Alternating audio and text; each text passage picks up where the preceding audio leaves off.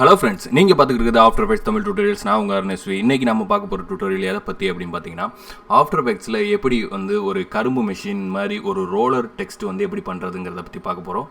வாங்க பார்க்கலாம். அது எப்படி இருக்கும் அப்படின்னு பார்த்தீங்கன்னா இந்த மாதிரி இருக்கும்.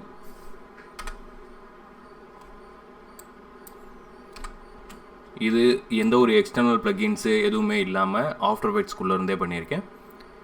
இது வந்து இன்வெர்ட்ஸாக இப்படியும் கொண்டு வரலாம், இப்படி அவுட்வர்ட்ஸ்லேயும் கொண்டு வரலாம். இது எப்படி பண்ணலாங்கிறத பார்ப்போம் வாங்க. ஓகே, இது ஆஃப்டர் எஃபெக்ட்ஸை வந்து ஓப்பன் பண்ணியாச்சு. இப்போ நம்ம பார்க்க போகிறது ஒரு புது காம்ப் வந்து நம்ம செலக்ட் பண்ண போகிறோம். 1920x1080 எப்பயும் போல் ஹெச்டி டிவியில் நம்ம செலக்ட் பண்ணிக்கிறோம் 25 ஃப்ரேம்ஸில். ஓகே கொடுத்தாச்சு. இப்போது ஒரு சாலிட் லேயரை வந்து நம்ம க்ரியேட் பண்ணணும். கண்ட்ரோல் ஒய் அமுக்குனிங்கன்னா சாலிட் லேயர் வரும், ஷார்ட்கட்டு. ஓகே கொடுத்தாச்சு. இப்போது இதை வந்து நம்ம ப்ரீ கம்போஸ் பண்ணணும். கண்ட்ரோல் ஷிஃப்ட் சி இப்படியும் கொடுக்கலாம். அப்படி இல்லைன்னா ரைட் கிளிக் பண்ணி லேயர் இங்கே வந்து ப்ரீ கம்போஸ்ன்னு இருக்கும், ப்ரீ கம்போஸ் இப்படியும் கொடுத்துக்கலாம். லீவ் ஆல் ஆட்ரிபியூட்ஸை கொடுத்துக்குங்க. ஓகே கொடுத்தாச்சு. இப்போது இதை டபுள் கிளிக் பண்ணிங்கன்னா அந்த காம்ப்குள்ளே போகும். இப்போது இதை வந்து இந்த காம்பை நம்ம ரீசைஸ் பண்ண போகிறோம். ரீசைஸ் பண்ணுறதுக்கு காம்போசிஷன் செட்டிங்ஸ் இருக்கும். Control K shortcut. காம்போசிஷன் செட்டிங்ஸில் போயிட்டு இப்போது இது வந்து நமக்கு லென்த்தான ஒரு ரோலரை வந்து நம்ம இதிலேருந்து க்ரியேட் பண்ண போகிறோம். அதனால் இதோட ரெசல்யூஷன் விட்த்து வந்து 1080 கொடுத்துக்கோங்க. ஹைட்டு வந்து ஒரு 2000 கொடுத்துக்கிறேன். ஓகே, இப்போது நம்ம காம்போசிஷன் பார்த்திங்கன்னா இந்த மாதிரி இருக்கும். இப்போ இந்த சாலிடை வந்து நம்ம டெலீட் பண்ணிவிட்டு இதில் ரைட் கிளிக் பண்ணி நியூ கொடுத்து இன்னொரு சாலிடை வந்து நம்ம உருவாக்கிறோம். ஏன்னா இதுக்கு தகுந்த மாதிரி மேக் காம் சைஸ் கொடுத்துட்டு ஓகே கொடுத்துட்டேன். இது நீங்கள் என்ன கலர் வேணாலும் நீங்கள் வந்து கொடுத்துக்கலாம். இப்போ நான் வந்து கொடுத்துட்டு இதில் எஃபெக்டில் போயிட்டு ஜென்ரேட் ஃபில்லுன்னு இருக்கும், ஃபில் கலரு. இப்போ இது கொடுத்துட்டு இந்த இடத்துல நீங்கள் ஃபில் கலர் என்ன மாற்றுறீங்களோ அது மாதிரி இது மாறிக்கணும். நீங்கள் எப்போனாலும் இதை வந்து மாற்றிக்கலாம். நெக்ஸ்ட்டு ஒரு டெக்ஸ்ட் லேயரை வந்து நம்ம செலக்ட் பண்ண போகிறோம், க்ரியேட் பண்ண போகிறோம். நியூவில் போயிட்டு டெக்ஸ்ட் லேயரில் நான் ஆஃப்டர் எஃபெக்ட்ஸ் தமிழ் டியூட்டோரியல்ஸ் என் சேனல் நேமே கொடுத்துக்கிறேன். நீங்கள் எதுனாலும் நீங்கள் கொடுத்துக்கலாம். 2 லைனாக கொடுத்தீங்கன்னா பெட்டராக இருக்கும், இந்த ட்ரான்சிஷனுக்கு நல்லாயிருக்கும்.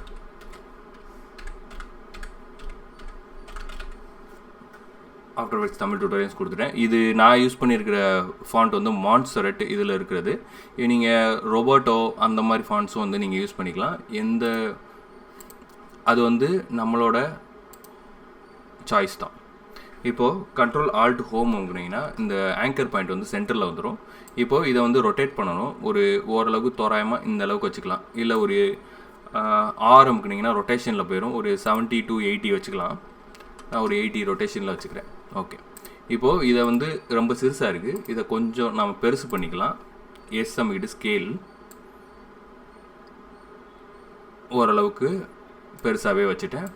ஓகே, இப்போது நம்ம மெயின் காம்ப்குள்ளே போகிறோம். இதான் காம்ப் ஒன்று தான் இங்கே மெயின் காம்ப்பு. இப்போது இதை ஆரம்பிக்கிட்டிங்கன்னா ரொட்டேஷனு இதில் -90 கொடுத்துட்டிங்கன்னா இந்த மாதிரி நேராக வந்துடும். இப்போது இந்த இதில் நம்ம போட போகிற effect cylinder effect, CC cylinder effect. இதுக்கு நம்ம எஃபெக்ட்ஸ் அண்ட் ப்ரீசெட்ஸை இதுக்குள்ளே போய்க்கலாம். இது வந்து உங்களுக்கு வரலை அப்படின்னா விண்டோஸில் போயிட்டு இதில் இருக்கும் எஃபெக்ட்ஸ் அண்ட் ப்ரீசெட்ஸ்னு, இதை வந்து டிக் பண்ணிக்கோங்க. அப்போ இங்கே வந்துடும். இதில் சிலிண்டர் சிசி சிலிண்டர் பெர்ஸ்பெக்டிவில் இருக்குது. இதை டபுள் கிளிக் பண்ணலாம், இல்லை அப்படியே எடுத்து இதில் விட்டிங்கனாலும் வந்துடும். டபுள் கிளிக் பண்ணும்போது எனக்கு வந்துருச்சு. ஓகே, இப்போது இந்த சிலிண்டருக்கு நம்ம பண்ணக்கூடிய எஃபெக்ட் வந்து என்னென்னு பார்ப்போம். இதில் ஒரு ரேடியஸ் வந்து 100. இப்போ நீங்கள் பார்த்தீங்கன்னா இது பாதி ஸ்க்ரீனை வந்து நமக்கு கவர் பண்ணாது. இது மாதிரி 3 வைக்கணும். நீங்கள் 3 வைக்கிற மாதிரி அனிமேஷன் பண்ண போகிறீங்கன்னா இது ஓகே.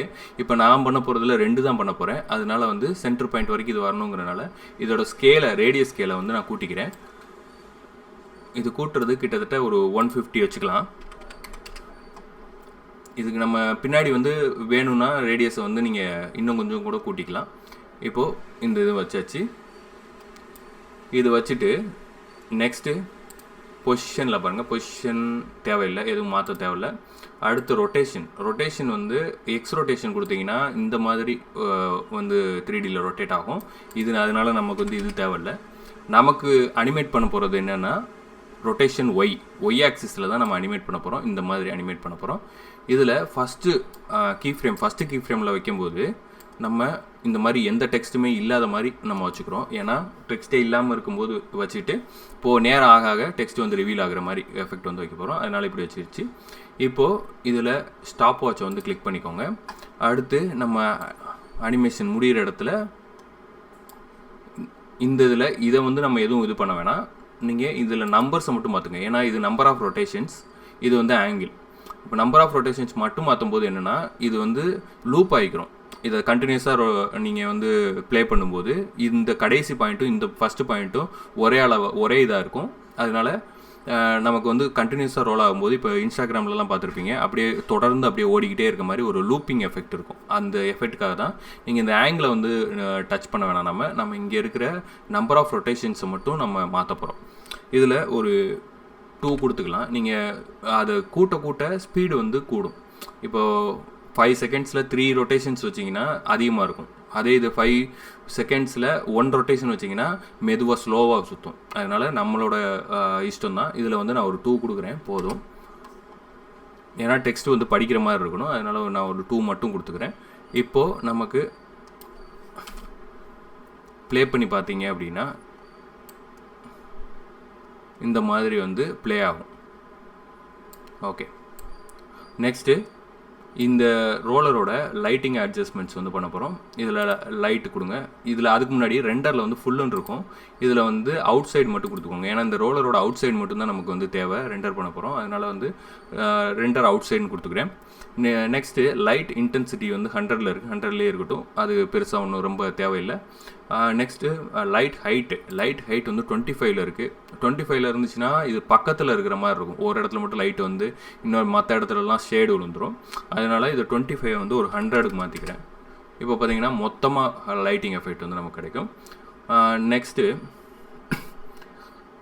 லைட் டைரக்ஷன் ஓகே -45லேயே இருக்கட்டும். அடுத்து ஷேடிங் எஃபெக்ட்டு. இந்த ஷேடிங் எஃபெக்டில் இந்த ஆம்பியன்ட்டையும் டிஃப்யூஸையும் கூட்டினா ஒரு 100 வர மாதிரி நம்ம செட் பண்ணிக்கலாம். இப்போ ஆல்ரெடி அப்படி தான் இருக்குது. இதில் ஆம்பியண்ட்டில் ஒரு 43 to 45 அந்த ரேஞ்சில் கொடுத்துக்கலாம். இந்த லைட்டிங் எஃபெக்ட்லாம் வந்து உங்கள் கிராஃபிக்ஸ் எந்த மாதிரி இருக்கணுங்கிறத நீங்கள் டிசைட் பண்ணுறது தான். எனக்கு வந்து நான் ஒரு ட்ரையல் அண்ட் எரர் பார்க்கும்போது இது ஒரு 42, இது ஒரு 56 இந்த ரேஞ்சில் இருந்தால் போதும். ஓகே, எனக்கு வந்து அது சாட்டிஸ்ஃபேக்ஷனாக இருக்குது. அதனால் நான் வந்து அதோட விட்டுறேன். நெக்ஸ்ட்டு இந்த ஸ்பெக்குலார் வந்து அதிகமாக இருக்கனால இந்த இடத்துல பார்த்தீங்கன்னா அந்த ஒரு லைட்டோட வெளிச்சம் வந்து இங்கே அதிகமாக தெரியும் இந்த சென்டரில். அதனால் ஸ்பெக்குலாரை வந்து நான் குறைச்சிக்கிறேன். கம்ப்ளீட்டாக குறைச்சிங்கனாலும் அது ஒரு சார்ட் பேப்பர் மாதிரி ஆயிரும். லைட்டாக ஒரு ஸ்பெக்குலாரில் ஒரு 10 வச்சுக்கிறேன். ஓகே, ரஃப்னஸ் அதே மாதிரியே இருக்கட்டும், மெட்டாலிக்கும் அதே மாதிரியே இருக்கட்டும். அது ஒன்றும் டச் பண்ண வேணாம். இதை அப்படியே விட்டாச்சு. இப்போ நமக்கு இந்த ஒரு செக்ஷன் வந்து கிடச்சிருச்சு. இதை வந்து இப்போ என்ன பண்ண போகிறோம்னா ஒரு டூப்ளிகேட் எடுக்க போகிறோம். Ctrl D அமுக்குனீங்கன்னா இது இன்னொரு டூப்ளிகேட் வந்துடும்.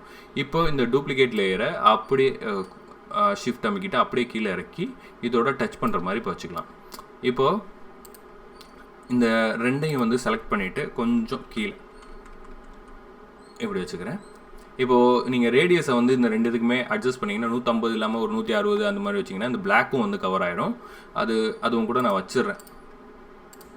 இப்போது இதில் வந்து ரேடியஸ் ஒரு 160 வச்சாச்சு. இந்த கீழே இருக்கிறதோடையும் 160 ஓகே இப்போ வச்சாச்சு.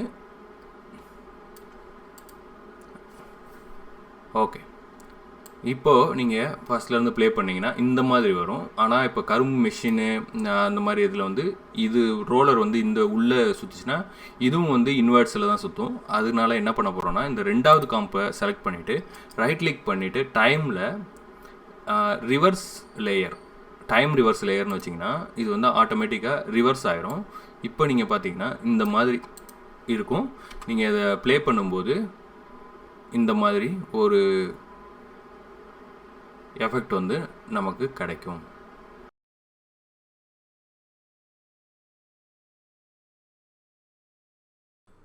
இந்த டியூட்டோரியல் உங்களுக்கு பிடிச்சிருந்தா லைக் பண்ணுங்கள், ஷேர் பண்ணுங்கள், சப்ஸ்கிரைப் பண்ணுங்கள். அதுக்கப்புறம் மீண்டும் ஒரு நல்ல டியூட்டோரியலில் சந்திப்போம். பாய்.